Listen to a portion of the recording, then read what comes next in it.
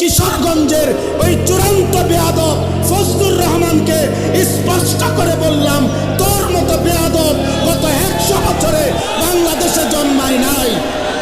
তুই স্বাধীনতার পক্ষের না, তুই স্বাধীনতার শত্রু, তুই এদেশের শত্রু বেটা।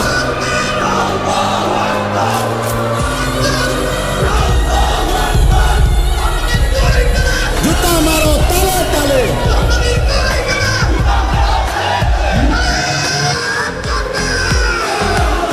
কিশোরগঞ্জের ওই বেয়াদব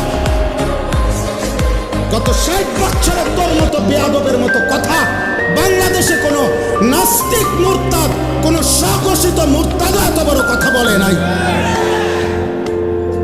যে দেশের মা বোনদেরকে বলছে যে আপনারা আলেমের সন্তান পেটে নিবেন না।